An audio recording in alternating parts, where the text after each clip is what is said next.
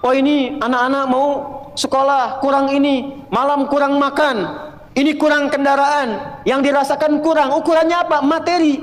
Tapi ketika orang mengatakan saya punya Allah dan Allah segalanya, maka setidaknya beban hidupnya akan berkurang dan semua apa yang akan dicari sesuai dengan kebutuhan. Maka saya kembalikan, kenapa yang pertama yang dilatih adalah sholat, dan itu mutlak bagi seorang perempuan. Karena nanti curhatan terbesar ibu ketika menghadapi tantangan dalam rumah tangga, itu akan banyak persoalan-persoalan yang diringankan oleh Allah ketika ibu optimal dalam sholatnya. Contoh, tuliskan Quran surah ke-12 ayat 85. Ibu kenal Nabi Yakub? Ayah bilang kenal, saya pulang. Nabi Yakub bapaknya siapa? Nabi Yusuf alaihissalam. Ibu masih ingat Nabi Yusuf punya berapa saudara? 12 ya? Baik. Beliau anak yang keberapa? Anak yang ke-11 dari ibu yang ketiga. Adiknya Bunyamin. Secara singkat, Nabi Yusuf kemudian oleh saudara-saudaranya punya persoalan, lalu berpisah dengan keluarga. Tapi yang paling menarik adalah bagaimana ayahnya bisa memendam perasaan berpuluh tahun yang beliau memang tahu ini perilaku anaknya, tapi itu bisa dipendam dan dicurhatkan sepenuh hatinya, dituangkan sepenuh jiwanya. Itu bukan kepada manusia. Bahasa Qurannya, innama ashku bathi wa huzni ilallah. Saya kalau punya masalah, kata Nabi Yakub, curhatnya itu ke Allah, dan itu menjadi sanad curhat. Nanti kalau ada lagi belajar dengan saya, kita bikin judul fikih curhat. Itu ada di Quran. Jadi ketika Anda mencurhatkan, kata Nabi Yakub alaihissalam, saya itu kalau curhat langsung sama pemberi solusi. Setiap kali saya curhat, bukan hanya diberi solusi, tapi Allah beri jalan sampai mengangkat derajat. Apa yang dilakukan Nabi Yakub itu? Kapan beliau curhatnya? Saat sholat. Makanya semua nabi, semua rasul, bahkan Sayyidah Maryam itu punya mihrab untuk sholat. Nabi Musa sholat, Quran surah ke-20 ayat ke-14. Nabi Isa sholat, Quran surah ke-19 ayat 31 sampai 33. Nabi Ismail sholat, bahkan minta keluarganya sholat, Quran surah ke-19 ayat 55. Nabi Zakaria saat minta keturunan sama Allah, padahal kata medis gak mungkin punya keturunan. Itu curhatnya saat sholat. Quran surah ketiga ayat 38 sampai 39. Nah, ibu jangan kira pekerjaan tugas di rumah tangga itu akan lebih ringan dibandingkan dengan laki-laki yang bekerja di luar rumah. Belum tentu. Belum tentu itu. Makanya amalan pertama yang dikuatkan, dibimbing oleh Nabi. Kenapa sholat? Karena setiap nanti ibu punya persoalan, maka Allah memberikan dua jalan. Imma memudahkan persoalannya sebelum diterima. Bukan gak punya masalah. Bu, kalau dibanding ibu, masalah saya paling banyak. Karena masalah ibu pun dimintakan saya juga yang menyelesaikannya kan. Pertanyaan. Itu kalau kita jawab pakai, maaf sekali, pendekatan diri kita sendiri. Kemampuan, emosi, intelektual, capek. Apa yang menjadikan itu ringan? Bukan berarti nggak punya masalah. Kadang-kadang Allah ringankan masalahnya sebelum dialaminya. Sehingga masalah yang serupa bagi orang berat, bagi dia ringan. Karena diringankan di awal. Ibu bersyukurlah, catat ini kalimat saya. Kalau ibu jaga sholat dengan baik, nanti saya tunjukkan yang pernah saya katakan, minimal 40 rakaat saja. 40 rakaat. Kalau yang sholat fardu berapa? 17 ya. Subuh berapa? 2. Zuhur 4, asar 4, maghrib, isya. Ingat rumusnya ya. Itu nomor telepon Allah, koneksinya 24434. Jumlah 17. Sisanya 23 di mana? 12-nya rawatib. Oke. 11-nya tahajud. Ibu jaga aja dulu ini yang 40 dan lihat apa yang terjadi setelah konsisten menunaikan itu. Sebulan aja dulu. Sebulan dulu. Lihat apa yang terjadi setelah itu. Maka nanti kalau sudah terkoneksi ke dalam jiwa, sudah enak sholatnya, itu yang disebut dengan khusyuk. Suasananya beda, Bu. Bukan ngejar selesai sholat, tapi menikmati setiap bacaan dan gerakan dalam sholat. Pernah nggak ada masa-masa ketika sholat enak gitu rukunya? Pernah nggak? Sujudnya nikmat, pernah begitu? Itulah khusyuk. Itu kalau ibu sedang mencapai titik itu kemudian sholat dan minta sesuatu, itu tidak ada sekat yang terhijab yang dikabulkan oleh Allah Subhanahu wa taala. Saya beri bocoran. Ada rahasia tapi ini antara kita saja ya siang hari ini. Imam Al-Bukhari itu matanya buta, Bu. Dari usia 4 tahun. Usia 2 tahun ayah meninggal, usia 4 tahun matanya buta permanen. Secara medis nggak mungkin sembuh. Apa yang dilakukan? Singkat saja, Al-Bukhari kecil menghafal Quran, lalu datang ke ibunya, saya ingin belajar hadis. Kata ibunya, cukupkan dengan Quran dulu, nanti baru kemudian belajar hadis. Pulang berangkat datang ke kamarnya murajaah, ibunya melihat itu, langsung minta kepada Allah, masuk ke mihrabnya. Ini rahasia yang ingin saya sampaikan. Mihrab itu tempat khusus yang hanya digunakan untuk ibadah, khususnya sholat. Dan itu bisa mempercepat terkabulnya doa. Dalilnya Quran surah ketiga Ali Imran ayat 37, paling kiri sebelah bawah di pojok. Mihrab. Bukan hanya di masjid, Bu. Makanya kenapa imam di masjid punya mihrab? Kan imam kalau ngimamin di mihrab kan? Karena imam yang mimpin doa. Kalau imamnya benar, bagus, di mihrab cepat terjawab.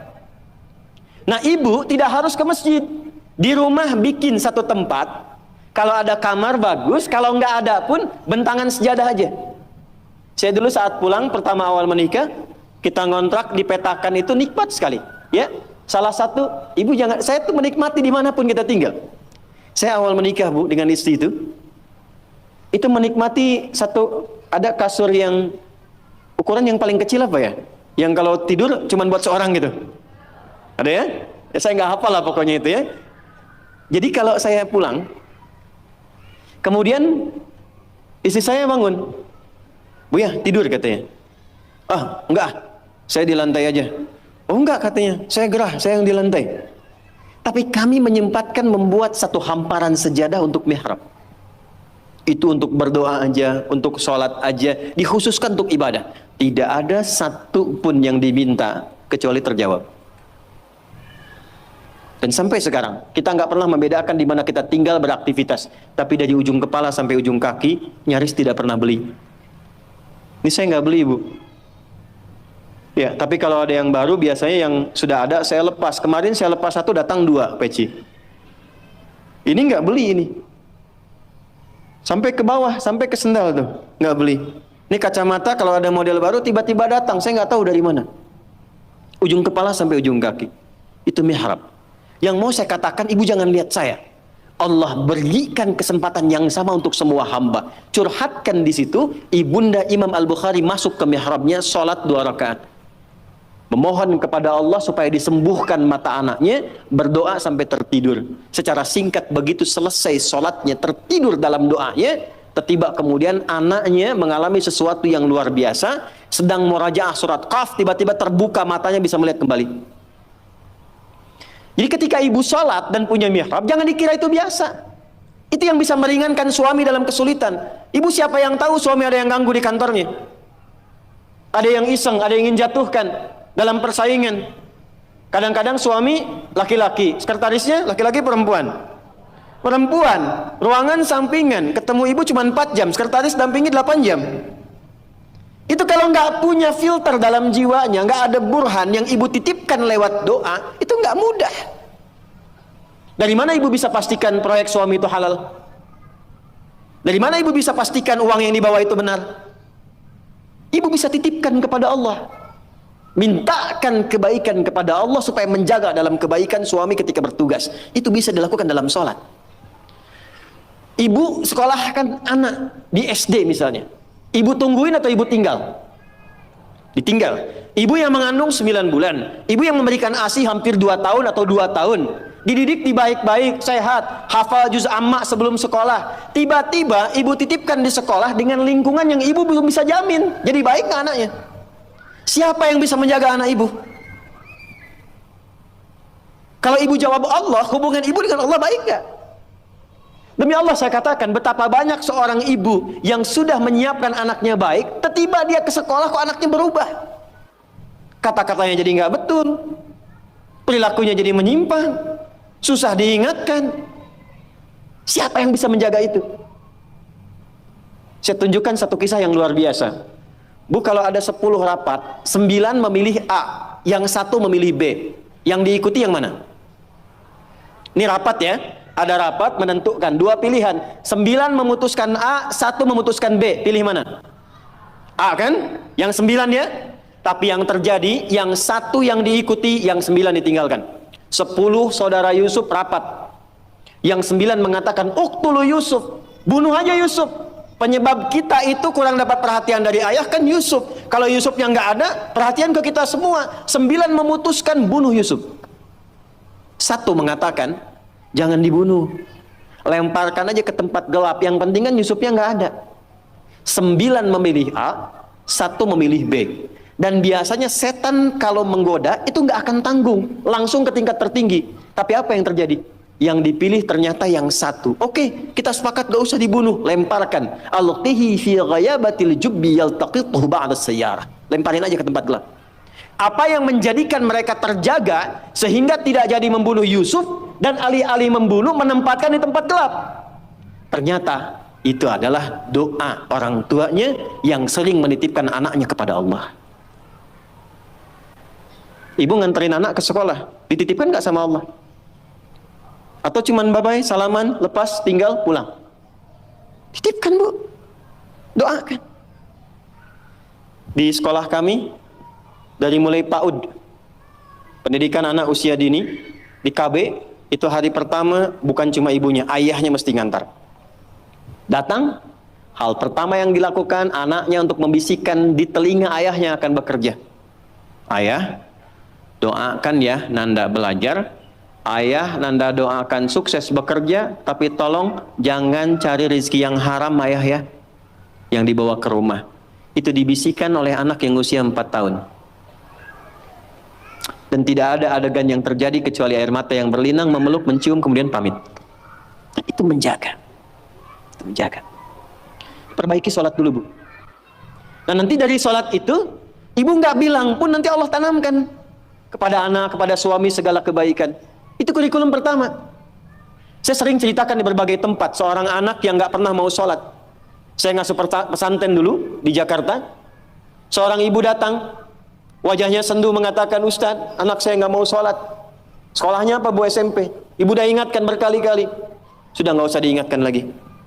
Malam ini ibu sholat aja di kamar anak ibu. Masuk ke kamar anak ibu, sholat di sampingnya, nggak usah diminta bangun. Sholat di sampingnya, lalu mohon kepada Allah, ya Allah engkau titipkan dia dalam rahimku. Aku yang mengandung, aku yang melahirkan, aku yang merawat. Ringankan hisabku di akhirat kalau memang jauhnya dia dari Allah karena sebabku. Ibu minta sama Allah, nggak usah bangunkan, nggak usah ingatkan. Nanti 3 hari lagi, ibu kesini lagi, kita lihat apa yang terjadi. Hari ketiga, dari kejauhan, ibu itu teriak gembira, Ustaz, saya masih ingat. Dan membawa seplastik nasi uduk. Wah ibu kok senang sekali, anak saya sudah sholat.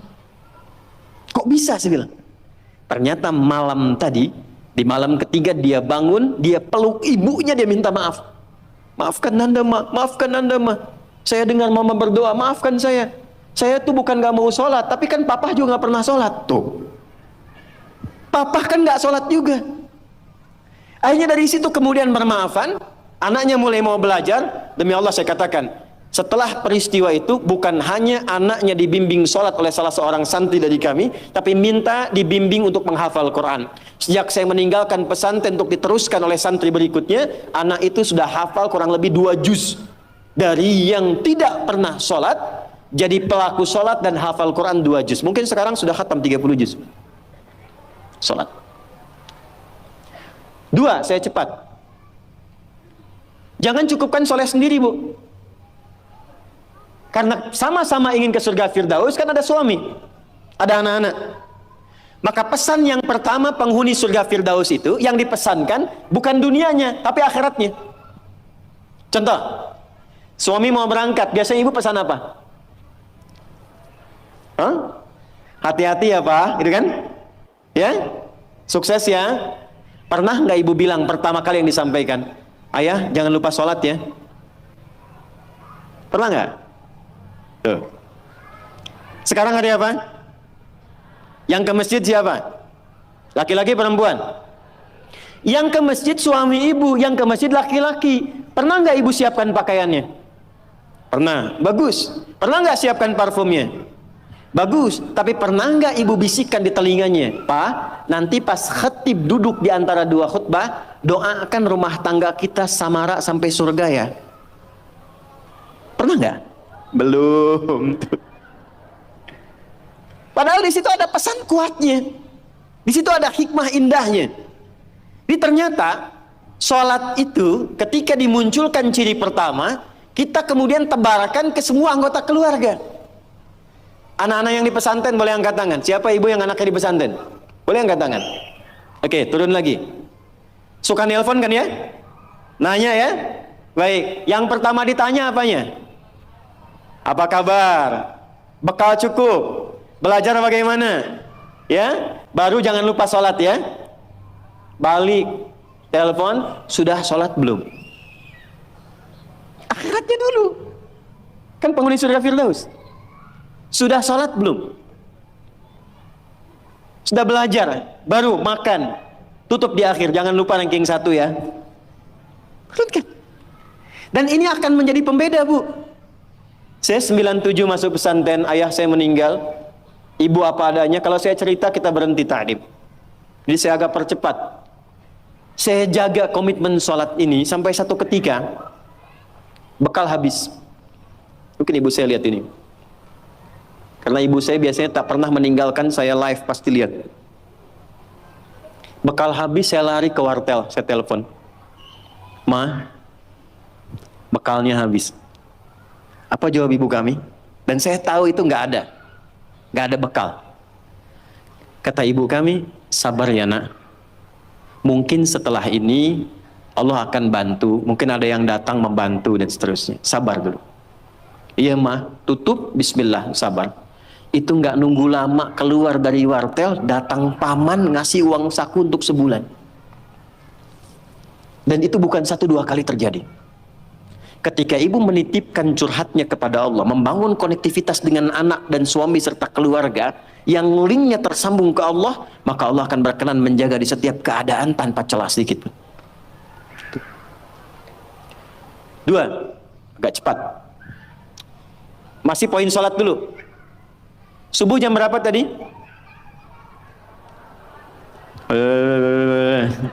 Subuh jam berapa? Ya paling gampang kan 4:30 gitu kan. 4:30-nya 4:30, 4:33 atau 4:35? 4:35. Baik, zuhur jam berapa? 12:05. 12:02. Terjadi perbedaan pendapat, nggak apa-apa, tipis-tipis. Asar jam berapa? 15:20. Maghrib jam berapa? Isya jam berapa? Baik. Baik. Anak-anak sekolah jam berapa? Dulu. Tidur jam berapa? Suami kasih untuk belanja tanggal berapa? Hafal ya untuk dunia ya. Bu, kalau cuman hafal waktu sholat, itu iman standar. Surganya standar. Penghuni surga Firdaus, dia menyiapkan sebelum waktunya. Oleh karena itu pulang dari sini, jangan sampai di rumah nggak ada jadwal sholat, Bu. Print out, bikin. Saya suka tempelkan di dinding rumah, di kamar, kadang-kadang di meja makan, sehingga begitu yang terlihat sebelum nunggu menu makan, waktu sholat. Jelas? Oke.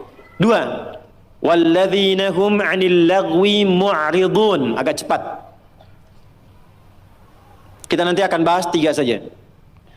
Walladzina hum, orang-orang yang menginginkan surga Firdaus itu, 'anil lagwi, dari hal yang tidak penting, yang tidak ada manfaatnya, mu'ridun, dia hindari. Saya ulang ya. Dari segala hal yang tidak bermanfaat, dia menghindarkan diri dari segala yang tidak penting.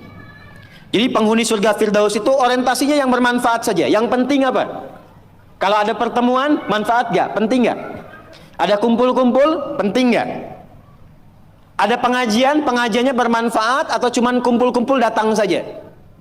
Penghuni surga Firdaus, dia petakan semua kegiatannya dalam frame segala yang bermanfaat, segala yang penting saja. Sekarang mulai ibu evaluasi, bawa ke rumah. Dari ujung kepala sampai dengan ujung kaki. Mohon maaf sekali, pelan-pelan. Mohon maaf sekali. Cek ya. Cek. Coba agenda selama ini yang sudah dilakukan. Berapa kali lisan berkata yang tidak baik? Mata melihat yang tidak baik. Ibu punya agenda perkumpulan di mana saja? Anak-anak ditempatkan di tempat ngumpul di mana saja? Cek evaluasi semua, termasuk aktivitas suami, kira-kira bermanfaat gak untuk kehidupan?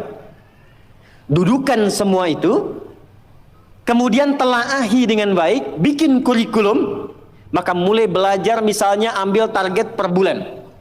Latihan dari lisan dulu. Sepakat semua keluarga. Pak, anak-anak, kita sebulan latihan berkata yang baik-baik ya. Kalau ada nggak sepakat, katakan dengan cara yang baik. Kalau melihat ingin bertutur, katakan dengan cara yang benar. Yang tak bermanfaat, jauhi. Ketemu teman dengan siapa? Suka belajar Al-Arba'in nggak? An-Nawawiyah. Lihat hadis nomor kedua. Ini info dari Umar, kata beliau, bainama nahnu julusun inda Rasulillah. Kami itu kalau duduk-duduk santai, yang dicari itu yang terbaik. Kalau masih ada nabi, nabi yang kami cari. Bayangkan, dalam duduk santai, yang ngobrol santai, yang kadang cerita, itu yang dicari orang baik. Kenapa? Karena orang baik itu kalau canda pun pasti ada manfaatnya. Kalau dia ngobrol ringan pun pasti ada maslahatnya. Sekarang coba, ketika ibu bertemu dengan teman, bikin pengajian, bikin tempat kumpul, kalau ingin masuk ke dalam golongan surga Firdaus, pastikan bukan hanya profesinya. Semua apa yang dikerjakan, nilainya berada pada nilai kebaikan. 3, agak cepat. Nanti setelah ini baru kita masuk ke Sayyidah Khadijah. Walladzina hum lizzakati fa'ilun. Ternyata penghuni surga Firdaus juga gemar berzakat. Gemar apa? Baik, zakat itu berapa persen dari harta? 2,5 minimalnya. Bisa nggak berzakat kalau nggak ada uangnya? Hah? Berarti perintah berzakat sekaligus perintah untuk mencari materi kan? Supaya bisa zakat kan? Makanya dalam Islam nggak dilarang. Silahkan suami mencari nafkah, bekerja, ibu punya bakat bisa jualan. Sayyidah Khadijah jualan nggak? Pedagang nggak? Sukses nggak? Bukan cuma sukses, sangat sukses. Hasilnya luar biasa. Nanti kita cerita. Tapi yang ingin saya katakan, ibu kalau sekarang bikin hijab face misalnya, ada yang bikin kerudung, bikin kue, bikin macam-macam, itu nggak dilarang, silahkan. Sepanjang tidak mengabaikan tugas pokok yang ada di rumah yang melekat kepada ibu.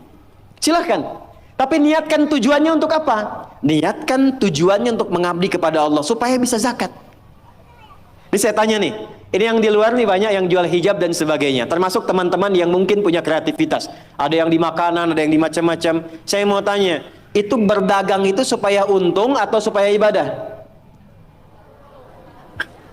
Hah?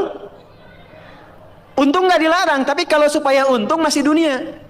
Kalau ibu, ini saya kasih rumus ya, ibu meniatkan aktivitas dagangnya, niaganya, itu diniatkan sebagai ibadah untuk memenuhi zakat saja, maka yang paling dahsyat, Allah akan percepat kemampuan untuk mendapatkan itu. Karena hadisnya jelas, innamal a'malu biapa? Niat. Begitu niatnya untuk zakat, dapat tuh. Ya Allah, saya sudah sholat maksimal, saya sudah berdoa, mohon selama hidup ya Allah berikan kesempatan untuk zakat. Gak usah banyak-banyak, ya Allah 25 juta aja supaya bisa zakat. Zakat berapa persen? Begitu ibu minta 25 juta, Allah kasih 1 miliar.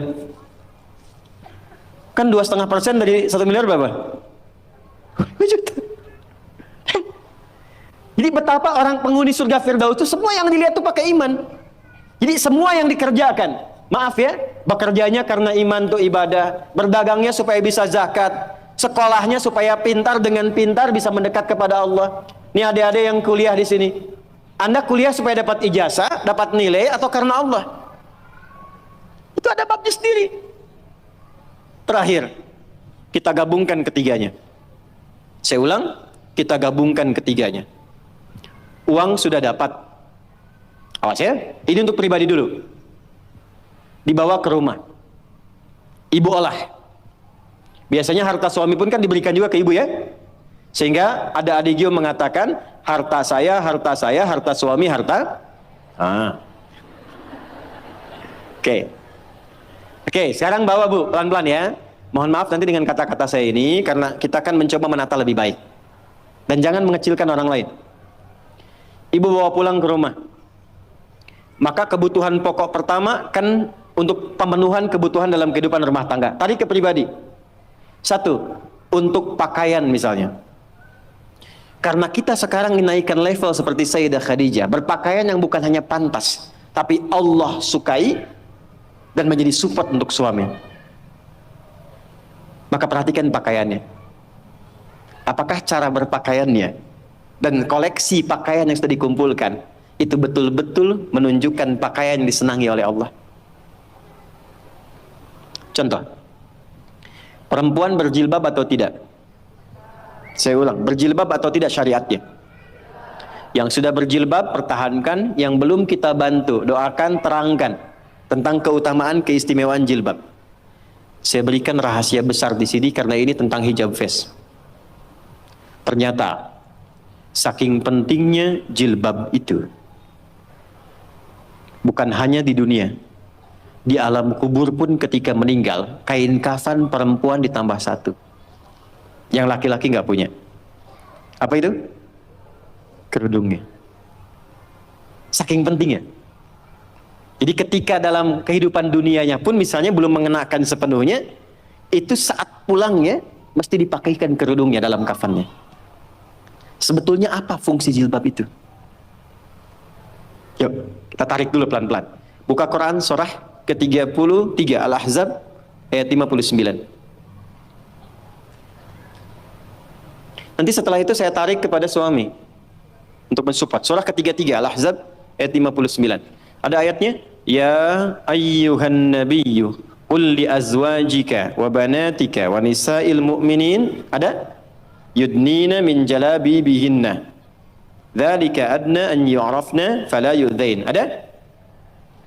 Asalnya bu, sebelum ayat ini turun, itu masih ada yang berkerudung, masih ada yang tidak berjilbab, biasa saja. Tapi tiba-tiba ada kejadian. Perempuan muslimah malam-malam ingin ke toilet, diganggu oleh preman-preman Madinah dari Yahudi. Maka dilaporkan kepada Nabi, turunlah ayat ini. Maka Allah sampaikan, ya ayyuhan nabi, wahai Nabi, kulli azwajika, mulai hari ini sampaikan pada semua istrimu, wa banatika, anak perempuanmu, dan nisa'il mu'minin, bukan cuman perempuan, nisa'il mu'minin, perempuan-perempuan yang memang merasa punya iman, yang yakin dengan anugerah Allah. Yudnina min jalabibihinna, mulai detik ini kenakan jilbab oleh mereka. Dzalika adna an yu'rafna, maka ketika jilbab dikenakan, aku akan perhatikan sebagai identitas untuknya. Di identitas ibu sebagai perempuan di hadapan Allah itu, salah satunya ketika ibu mengenakan jilbab yang dikenakan itu dengan model apapun. Tapi belum berhenti ayatnya, belum berhenti. Perhatikan kalimatnya. Asa ayyurafna, maka ketika dia kenakan jilbab itu, semua mesti kenali dialah perempuan yang beriman. Fala yu'dzain, dan setiap laki-laki yang beriman mesti punya komitmen melindungi dan menjaganya. Jadi ketika ibu kenakan jilbab itu kami yang laki-laki, yang pria-pria mukmin ini, itu terikat dengan komitmen kepada Allah. Kalau ibu ada yang ganggu, ada kesulitan, kami mesti bantu. Itu asalnya. Di Allah turunkan ayat hijab, jilbab itu bukan sekedar ingin menutup, tapi memberikan kemuliaan pada perempuan. Dan ini fikih jarang diketahui laki-laki juga. Jadi ketika ibu ke pasar nih ya, kesulitan misalnya, beli beras sulit, terlihat ibu pakai jilbab tuh, itu laki-laki itu yang melihat itu langsung respon bantu. Dan Allah jadikan itu mengikat dalam fitrah hati setiap insan beriman. Itu poinnya. Sekarang ingin saya katakan, ketika Allah memberikan hadiah yang sangat luar biasa dan mengistimewakan, diambil nggak? Diambil nggak? Maka perhatikan, kalau di era Sayyidah Khadijah hasil niaganya diserahkan untuk dakwah Nabi, maka di era kita dibalik. Apa yang dihasilkan oleh suami diolah oleh istri perempuan, ada pendapatan dari istri dikumpulkan, coba dari situ kreasikan untuk membeli atau mendapatkan sesuatu yang Allah sukai. Punya anak perempuan, apa yang Allah sukai dari perempuan ini? Ibu kalau nggak percaya silakan ya, kasih makanan yang halal, kasih pakaian yang paling benar, nanti cek, masukkan dia ke sekolah Quran. Demi Allah saya katakan, tidak tunggu lama dia akan cepat mendapatkan hafalan Qurannya. Karena ibu menyiapkan dia untuk mendapatkan kalam Allah dengan penampilan yang Allah sukai. Jelas? Oke. 4, sekarang kita masuk kurikulumnya.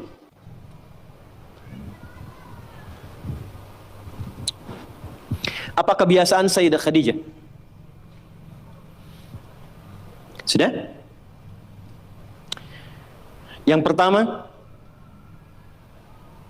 beliau menyempurnakan tugas di rumah tangga yang tidak membebani Nabi ketika pulang. Saya ulang, beliau menyempurnakan tugas di rumah tangga yang tidak membebani Nabi ketika pulang. Bu, kita menghargai semua perkembangan pengetahuan, teknologi, peradaban, dan sebagainya. Tapi ibu jangan sampai lemah dalam satu hal ini. Demi Allah saya katakan, apresiasi tertinggi dari Allah kepada seorang perempuan yang telah berumah tangga, ternyata bukan profesi dunianya. Tapi ketika ibu bisa optimal menjadi seorang ibu dengan semua tugasnya. Kalau belum menikah jadi seorang anak dengan tugasnya. Kalau menikah belum punya anak jadi seorang istri dengan tugasnya. Nanti saya turutkan hadis-hadisnya. Jadi ibu itu ke surga, maaf ya, kalau nanti masuk dengan izin Allah misalnya, tingkat tertingginya itu bukan karena misalnya aktif mendampingi kegiatan di luar. Bukan karena aktif punya kegiatan banyak dengan teman-teman, bukan. Yang paling utama itu di rumah, anak bagaimana? Sehingga ketika suami pulang, dia membawa satu hasil dari kegiatannya, dalam lelahnya dia menikmati candanya yang telah menyelesaikannya istrinya. Itu bu, setiap apa yang dikerjakan kalau benar demikian, perhatikan hadisnya di At-Tirmidzi. Idza shallatil mar'atu shalataha wa shamat shamaha wa hafizat farjaha qila laha yaumal qiyamati udkhulil jannata min haitsu syi'ti. Kalau ada seorang perempuan enggak pernah salat sunnah, cuma salat fardu saja. Enggak pernah puasa sunnah, puasanya Ramadan saja. Dia menaati pada suaminya, menjaga kehormatan keluarganya. Dia menempatkan tugas di rumah sebagai tugas utamanya. Maka apa yang terjadi? Qila laha yaumal qiyamati, dikatakan kepada perempuan ini saat kembali kepada Allah di yaumil hisab, udkhulil jannata min haitsu syi'ti. Cepat langsung masuk surga dari pintu mana saja yang kamu kehendaki. Enggak ada hisab. Sekarang ibu enggak dilarang, silakan. Pengajian banyakin, optimalkan. Tapi dengan pengajian itu balik bawa ilmunya kepada anak. Kalau perlu aja. Kegiatan di luar silahkan. Tapi jangan sampai, maaf, ibu aktif di luar, tapi anak ibu dititipkan pada orang lain. Sehingga dia mendapatkan karakter dari perawatnya, bukan dari ibunya. Jadi wajar kalau dia nggak kenal ibunya. Wajar kalau nggak akrab. Wajar kalau dia mencari jati diri di luar. Karena dia nggak kenal ibunya. Nanti kalau saya dengan ayah, saya bicara fikih ayah. Sehebat-hebatnya ayah, sesibuk-sibuknya di luar, itu di Quran selalu dialognya anak dengan ayah, nggak pernah dengan ibu. Ibu pernah dengar misalnya ada dialog ibu dengan anak di Quran? Nggak ada. Selalu ayah, anak. Kenapa? Karena fungsi ibu itu sudah di rumah yang paling utamanya. Maksud fungsi di rumah itu adalah capaian dengan anaknya optimal, kasih sayangnya, curhatnya diterima, perawatannya, candanya. Kenapa banyak dialog dengan ayah di Quran? Karena ayah kesibukan banyak di luar, jangan sampai karena sibuknya itu lupa dengan keluarga di rumah. Karena ternyata yang ditunggu anak itu adalah sosok orang tuanya. Nah sekarang sudah ayahnya sibuk, ibu ikutan sibuk. Apakah salah? Tidak. Salah itu ketika ibunya sibuk, anaknya tidak mendapatkan orang tuanya. Itu problemnya. Dan itu banyak ditemukan sekarang. Ibu silahkan, mau sebanyak apa sih mau dikumpulkan? Bangga kalau statusnya bisa diupdate. Bangga kalau sudah banyak penampilan bisa dirubah. Ibu nggak khawatir kalau anaknya mencari perhatian di luar. Ibu nggak pernah bahkan sempat menyapanya. Cuman ketemu, berangkat, tidur, ketemu lagi. Lalu apa yang mau dicari dari apa yang dikumpulkan itu? Saya ini kalau pulang, sejak saya punya anak pertama, sekarang punya anak yang kelima, Tidak pernah saya pulang nyampe rumah dipanggil dengan panggilan yang biasa teman-teman panggil. Ustadz, Kiai, Syekh. Gak pernah saya pulang datang rumah, Kiai. Gak ada. Ustadz. Dari dulu anak saya ketika saya pulang datang, dia tunggu, bahkan ada yang nunggu sampai jam 11 malam. Anak usia 3-4 tahun nunggu sampai jam 10, jam 11. Buya kapan pulang? Saya kalau kemana pun ada tas bu yang saya bawa. Di dalamnya ada hasil karya anak kami yang paling kecil. Dia gambar-gambar lama, kasih love. Kemudian kasih kayak orang-orang yang dia gambar. Dia tuliskan, minta tolong kepada kakaknya nomor 2 yang perempuan. Tuliskan, I love you Buya. Dan dia cuma tunggu ayahnya. Yang dia pengen bapaknya. Jadi begitu pulang ke rumah, dia tunggu, dibuka pintunya, Buya. Gak pernah dia panggil Ustaz gitu. Gak ada. Ya, main kuda-kudaan yuk, ya udah jadi kuda kita jam 11 malam. Tidur. Tapi itu yang indah. Dan itu sesuatu yang sangat luar biasa. Nah, Sayyidah Khadijah itu sebelum Nabi pulang itu sudah hatam. Makanya kita belum pernah dengar kan kisah cerita Fatimah merewelkan Nabi. Pernah nggak? Umi Kulsum merepotkan Nabi? Nggak ada. Dan selalu silent kisahnya. Pulang ke rumah itu selalu kisah di rumah itu tenang. Nggak ada satupun bab problem rumah tangga Nabi dengan anak. Nggak ada. Siapa perannya? Sayyidah Khadijah, karena beliau mengerti optimalnya harus dari beliau. Sehingga ketika suami pulang, nggak ada diskusi beban lagi yang bertambah untuknya. Silahkan punya aktivitas di luar rumah. Tapi ibu akan dimuliakan sebagai seorang ibu, anak dan istri ketika pulang kembali ke akhirat kelak. Itu satu. 2, saya agak cepat sekali. Yang pertama prioritas keluarga bu, anak, untuk ibu ya. Selanjutnya, harta. Mohon maaf sebesar-besarnya. Sayyidah Khadijah, walaupun mendapatkan penghasilan dari aktivitas dagangnya, tidak pernah menjadikan bagian harta beliau hanya untuk dikuasai bagi pribadinya. Dan gak pernah ada perjanjian pranikah misalnya. Ya Muhammad SAW, saya nikah punya harta segini ya. Kalau nanti ada kejadian ini jangan diambil ya, gak pernah. Apapun yang diusahakan, maka dikumpulkan menjadi satu untuk mensupport cita-cita mendapatkan yang tertinggi di hadapan Allah.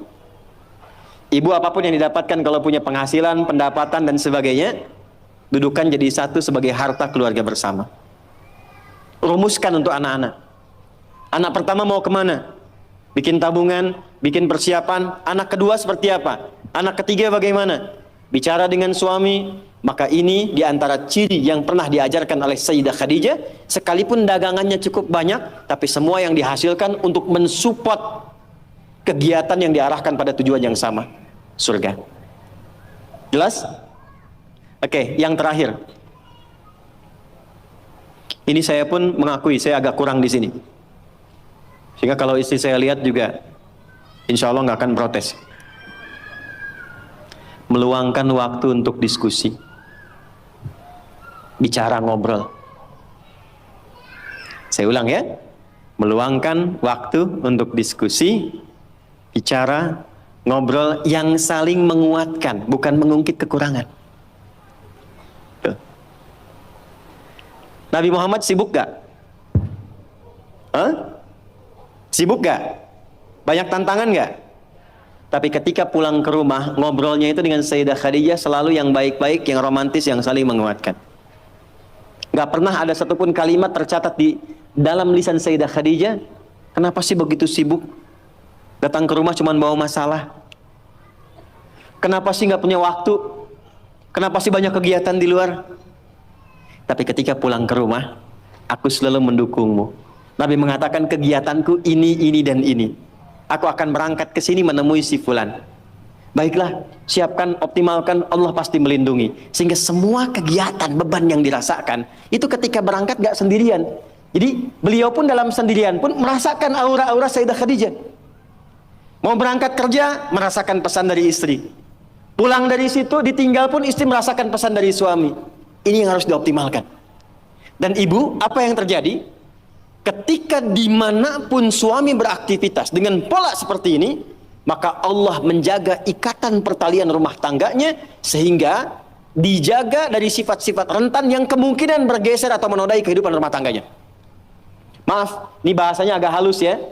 Jadi kalau ada godaan dari pihak lain itu tidak mudah untuk mendapatinya karena kalimat istri sudah sampai pada jiwanya. Sepeninggal beliau pun ketika Sayyidah Khadijah meninggal, itu kemimpinya terbawa. Karena kenapa? Dialognya nyambung. Khadijah, Khadijah, Khadijah. Kebawa. Bisa nggak menciptakan suasana itu? Jadi kalau kita simpulkan, satu, tingkatkan hubungan dengan Allah lewat skema sholat dengan baik. Yang kedua, jadi ibu yang paripurna yang memperhatikan keadaan anak, keluarga dengan sempurna. Sekalipun ada aktivitas di luar, pastikan yang di dalam baik dulu. Yang ketiga, pintu dialog yang dibuka untuk saling menguatkan dengan pasangan. Itu terjaga, itu optimal, istiqomah aja Bu 3 itu sampai dengan meninggal. Maka silahkan tunggu panggilan pulang. Ya ayyatuhan nafsul mutmainnah irji'i ila rabbiki radiyatan mardiyah fadkhuli fi ibadi wadkhuli jannati. Baik, saya akhiri ke ujungnya. Saya berikan waktu nanti 10 menit kalau ada yang ingin bertanya apa saja. Karena ini saya terakhir kali untuk membimbing di sini. Ya, saya harus berikan pernyataan bahwa mohon izin mungkin ini bagian terakhir dari ta'lim saya pada ibu semuanya. Dan besok saya akan berangkat ke Jepang, membuka sekolah di sana. Ya, dan di sini mungkin ini bagian terakhir kita akan berjumpa sebelum Ramadan. Nanti setelah Ramadan kita tata lagi ya. Nah. Sebelum Ramadan, betul kan? Ya, Ramadan tanggal berapa nanti? 1. Nah, 1 kalau 23 batal 22 hari. Tanggal 1 Ramadan. Nah, pelan-pelan ya. Ramadan gunakan dengan baik kurikulumnya untuk menerapkan apa yang tadi disampaikan. Jadi saya tidak ingin pulang dari sini lupa dengan sholat. Ya. Yang kedua, maaf sekali maaf. Pulang cek lagi ya. Pakaian, harta dan sebagainya itu saling menguatkan. Kalau bisa begini, Bu, izin ya, maaf, ini bagian terakhirnya. Sayyidah Khadijah itu nggak sendirian. Beliau punya partner, teman dialog. Kalau bisa cari teman-teman yang baik, saling mengingatkan. Ya, bikin saf yang baik, saling menguatkan, saling mengingatkan pada yang dicintai oleh Allah Subhanahu wa taala. Jadi saya simpulkan 3, sholat jaga. Yang kedua, kondisi di rumah dijaga dengan baik. Pastikan semua apa yang dicintai oleh Allah itu yang kita gunakan, perangkat, pakaian, makanan yang masuk, tugas yang paling optimal. Dan yang ketiga, selalu punya visi ke depan yang baik yang didialogkan untuk dengan suaminya masing-masing. Maaf, ibu sekarang yang punya anak-anak, segera siapkan anak itu ke depan mau jadi apa. Ibu yang rencanakan, itu Sayyidah Khadijah begitu. Ya, ini si anak nomor 1 ahli apa, kedua apa, ketiga apa. Dialog dengan suami, terangkan kepada anak, ajak jalan ke tempat-tempat itu untuk motivasi. Itu poinnya. Kalau ini dilakukan sampai akhir kehidupan, mudah-mudahan dalam nuansa yang singkat ini Allah berikan keberkahan pada kita semua insyaallah. Baik, paham? Jelas? Ada pertanyaan silakan. Cepat saja, 1. Ya, boleh 1 dulu, silakan. Cepat saja. Boleh pinjam mic-nya? Ya, 1. Boleh terkait dengan tema atau di luar topik, boleh dengan cepat. Bismillahirrahmanirrahim. Izin bertanya Ustadz, terkait seorang muslimah yang memang dia belum menikah, nah ingin menjaga ifah dan izahnya Ustadz. Terus melihat juga zaman sekarang yang semakin canggih, maju melesat dengan cepat, sehingga emang kadang susah gitu mengimbangi, apalagi seorang muslimah yang sering dia teh ke bawah-bawah dengan lingkungannya yang nggak baik gitu. Ustadz, bagaimana cara mengimbangi kita agar di samping kita bisa menjaga ifah dan izah, kita juga dapat melatih kreativitas kita untuk mengikuti perkembangan zaman. Ustadz, terima kasih.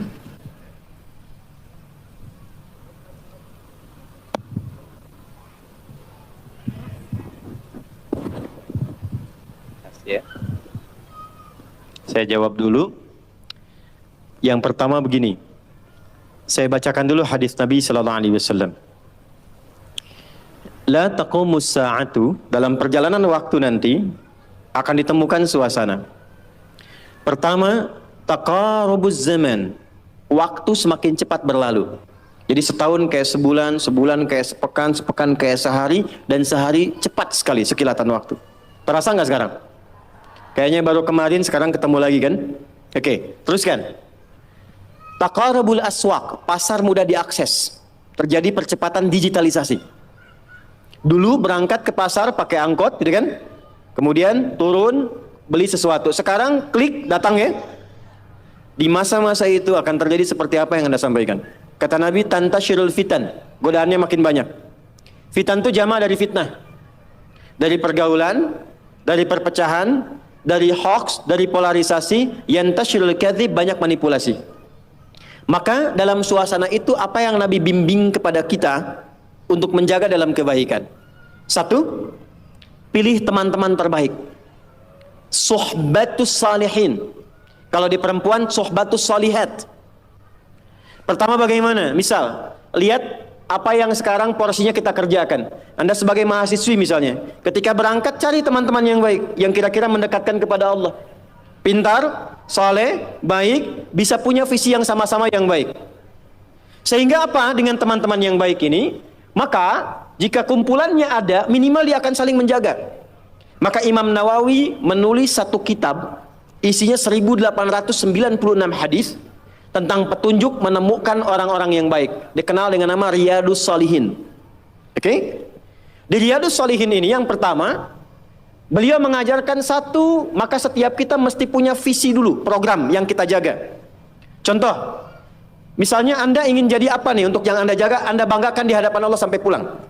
Misal, saya mau pulang kepada Allah dengan kebanggaan rutin tahajud. Saya mau pulang kepada Allah dengan kebanggaan sebagai ahli Quran. Saya pengen pulang kepada Allah dengan kebanggaan misalnya ahli sedekah. Maka dari sini bikin program. Siapkan. Saya sambil kuliah menghafal Quran. Saat akan dieksekusi, cari teman yang baik. Identifikasi siapa teman-teman yang kira-kira bisa diajak separtner dengan program yang Anda siapkan. Maka ketika Anda temukan itu, ngobrol, jadikan satu, ikuti bareng-bareng, bikin schedule dalam keseharian. Saling mengingatkan. Bikin grup misalnya, bisa tahajud sama-sama, saling mengingatkan. Bisa telepon, saling setoran. Ketemu misalnya di tempat yang sama, yang dibicarakan dalam kebaikan. Konsisten dengan itu semua. Tiga, ketika terfikir akan berbuat yang menyimpang, maka kata para ulama, bayangkan seketika akan diwafatkan. Contoh, ada pergaulan yang tidak bagus, diajak ke tempat yang kurang baik. Ketika akan Anda hadir ke tempat itu, bayangkan seketika Anda diwafatkan oleh Allah Subhanahu wa taala. Maka kalau kita bisa keluarkan, punya kurikulum, programnya disiapkan, punya teman yang baik, niatnya diperbaiki, dan terjaga dari maksiat, insya Allah dengan konsistensi seperti ini, itu akan terjaga dan tidak akan terpengaruh dalam setiap perkembangan zaman. Tahu ikan di laut ya? Warnanya banyak kan? Tapi tidak pernah asin kan? Kenapa? Karena dia punya prinsip dalam beraktivitas. Maka dimanapun Anda beraktivitas, kalau Anda punya prinsip sebagai seorang muslimah, punya capaian target yang harus diraih, dijaga dengan teman-teman yang baik, maka insya Allah saya kira semua akan saling mengingatkan dan tidak menjaga Anda sendirian terombang-ambing dalam keburukan. Jelas ya? Wallahu ta'ala a'lam bis-shawab. Silakan. Agak cepat. Saya dengar ya. Bismillahirrahmanirrahim. Assalamualaikum warahmatullahi wabarakatuh. Waalaikumsalam. Pertama-tama izinkan saya mengucapkan alhamdulillah. Baik. Karena pada akhirnya saya bisa menanyakan ini langsung dengan Pak Ustadz Gurundat. Baik, terima kasih. Saya di November, maaf ini urusan pribadi ya. Di November 2002 saya izin Bu, Iya, pribadinya untuk Ibu atau boleh orang dengar? saya sepribadi. Kalau pribadi yang kira-kira kalau orang dengar menjadi kurang bagus, nanti Ibu boleh sampaikan terpisah. Enggak apa-apa. Baik ya, saya beri sesi nanti supaya Ibu bisa sampaikan terpisah setelah ini. Baik ya? Terima kasih. Boleh ya? Ya, silakan ke belakang. Salam. Assalamualaikum Ustadz. Salam. Ana min Malang. Fil hakikoh ana uridu adhaba ila Misra wa asta'adda darusna ma sadiqatina fil Misra sanatain walakin qadarullah fi akhirih ijaz syahadati roba ala sanatain summa Ustadz akhirih ana darustu fil jami'a funnun summa sami'tu qala sadiqi ya Ustadz hadani shalah as-su'al yakni limada jika sholat bisa merubah kehidupan seseorang, lantas mengapa? Mohon maaf ibu-ibu, ini pertanyaan teman-teman saya. Lantas kenapa seorang mungkin marbot atau takmirul masjid la ghaniyun ya Ustaz? Hada sya'urtu bil huzn wa hada soal yubtiluni bakam tulisannya kadalik. Wa ana mutawatir la astati ajibu hada soal kadalik Ustaz. Alhamdulillah. طيب بعد من كنا تريدنا أن تسألنا باللغة العربية فلا بأس. شكرا Ustaz. عفوا. So you can ask me with any languages that you want to speak. If you want to ask with English, okay, inshallah. Even in Arabic, inshallah, I will answer. Even in Japanese, watashi wa Indonesian wa desu. Even in France, bonjour, comment ça va? Ça va bien. Even in Tagalog, komasta ka mabuti? Even in Bangladeshi, kamu naso baluashi. Ini beliau tanya, singkatnya begini. Ya, saya senang belajar bahasa. Jadi saya kalau mau dakwah ke negara itu tertentu, saya pelajari bahasanya. Jadi saya mau ke Jepang, saya belajar bahasa Jepang. Ya, saya mau ke Eropa, saya pelajari. Ini teman kita, adik kita bertanya, kenapa marbot masjid itu nggak kaya? Kalau memang Islam itu datang untuk merubah kehidupan seseorang. Pertanyaannya yang mau dirubah itu apanya? Karena mindset seseorang berpikir, kalau berubah itu selalu penampilan materi. Sedangkan Islam itu datang bukan untuk merubah materi, tapi mempercepat dan memberikan keberkahan pada tujuan berkehidupan. Perhatikan baik-baik, ada 4 pilihan dalam berkehidupan. Silahkan gunakan. 1 dengan kedudukan, 2 dengan harta, 3 dengan ilmu, 4 dengan tenaga. Dan itu ada babnya.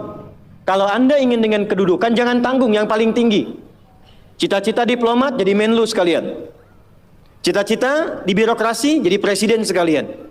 Ya, jangan tanggung, jadi yang paling tinggi. Nanti ada babnya, ada fikihnya. Ya, namanya Kitabul Imarah namanya. Kitab ke-33 di Sahih Muslim. Ada 54 topik. Topik ke-33-nya adalah tentang tata kelola negara. Kalau ingin kaya, jangan tanggung. Raih tingkat ketiga sekalian.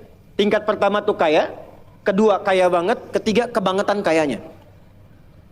Dan semua sahabat dapat level itu. Nanti ada kurikulumnya di Al-Bukhari, Kitabul Buyu', kitab tentang tata kelola niaga. Tidak pernah ada sahabat Nabi, kemudian tabi'in dan generasi setelah itu yang mengamalkan bisnis dengan metode itu. Tidak pernah mereka berdagang dan kembali modal, nggak ada. Mereka selalu kembali untung. Nggak ada dagang kembali modal, kembali untung. Abdurrahman bin Auf, Utsman bin Affan. Yang pertama tadi Amr bin As, Umar bin Khattab dan sebagainya. 3, ilmu. Ilmu jangan tanggung, jadi pakar di bidangnya. Utsman lihat, oke, yang di birokrasi Amr, saya di harta. Tapi Ali melihat, Utsman sudah ngambil harta. Amr sudah ngambil kedudukan, saya pilih ilmu, passion saya di ilmu. Maka yang diperdalam ngaji. Abu Hurairah ikut, Salman ikut. Jadi kebanggaannya itu bukan ketika kaya, tapi ketika dia punya ilmu yang bertambah. Dan itu yang dia bawa bekalnya menghadap Allah. Kemudian yang paling menarik, ilmu sudah diambil oleh Ali bin Abi Thalib, Abu Hurairah. Harta diambil passionnya oleh Utsman. Kedudukan diambil oleh siapa? Umar bin Khattab. Ya, kemudian Amr bin As. Maka Bilal melihat, dari 4 ini tinggal 1, tenaga. Maka beliau dedikasikan hidupnya untuk mencari ridha Allah yang merubah hidupnya dengan tenaganya. Dengan tenaganya, maka yang dipakai azan. Allahu Akbar, Allahu Akbar. Selesai azan, Nabi langsung komen. Bilal langsung like, sahabat langsung share. Dan kita subscribe sekarang. Apa komen Nabi? Aku dengar suara terumpah kaki Bilal di surga.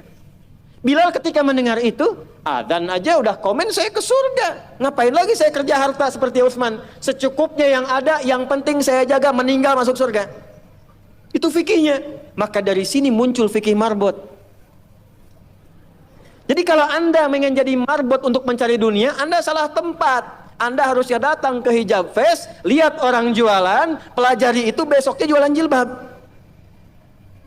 Kalau Anda ingin menjadi seorang ilmuwan, salah kalau jadi marbot. Belajar, datangi pengajian, pelajari dengan baik, Saya Bu gini-gini juga, saya senang riset, senang belajar. Kalau saya sedang kosong artinya tidak mengajar, saya ajak keluarga ke toko buku. Saya sampai sekarang masih belajar fisika Bu. Kimia saya belajar. Saya masih ngitung proton, elektron ini kemana, ini senyawa, ini unsur, ini apa. Ya, besi misalnya rumusnya verum, F besar, E kecil. Atomnya itu nomornya 26, ada isotop 55, 56, 57, 59. Yang paling stabil itu isotop 57, surah 57 ayat 25 sampai 26, surah besi kan? Gitu. Saya sampai riset. Energi potensial, EP sama dengan M dikalikan G dikalikan dengan H. Kalau potensi kita bagus jadi kinetik, setengah M dikalikan V kuadrat. Gabungkan EP kemudian dengan EK menjadi energi mekanik, dipakai kemana aja. Karena passion saya di pengetahuan. Jadi kalau ditanya saya nyambung. Saya cuma nggak bisa main lato-lato aja. Orang tanya saya hukum musik, saya nggak semudah lisan mengatakan halal, haram, tidak. Saya riset Bu, sampai ke notasinya. Apa jenis musik, apa karakternya, dari syair sampai ke sekarang, sampai ke notasi. Itu saya pelajari. CDF, GABC, GFIS, DFIS, GDFIS, GABCIS, DABCIS, DFIS, GIS A, FIS, GIS A, BCIS, DIS E, BCIS, DIS F, FIS, GIS AIS B, FIS, GIS AIS B, CIS, DIS AIS FIS, DIS AIS FIS, GIS AIS BIS, CIS. Apakah saya bisa main musik? Tidak. Saya nggak terlalu suka. Main piano nggak bisa, gitar nggak bisa, karena gelombang kami di Quran beda. Tapi untuk memberikan hukum saya riset. Saya tahu ini lagunya fulan, fulana. Kita bisa berikan hukum. Ya. Kalau kita tahu passion kita bisa milih pertahankan untuk pulang, jadikan itu sebagai istiqomah jalan pulang kita. Jadi kalau Anda pengen sukses, ukurannya duniawi, jangan jadi marbot. Nanti kotak infak hilang semua. Marbot itu pilihan, fikih sanadnya ke Bilal. Saya punya murid-murid yang belajar khusus tingkatan S1 sampai S3. Kami berikan beasiswa, nanti sebentar lagi dibuka untuk yang perempuan. Itu yang ngajarnya semua pakai sanad. Jadi azan aja ada sanadnya sampai ke Nabi. Semua hadis pakai sanadnya. Jadi itu jawabannya. Untuk menjadi marbot, perubahan yang dihadirkan dalam Islam, tinjauannya tidak selalu materi. Maka apa yang dipilih itu? Kalau sudah dipilih, maka jaga konsisten sampai pulang.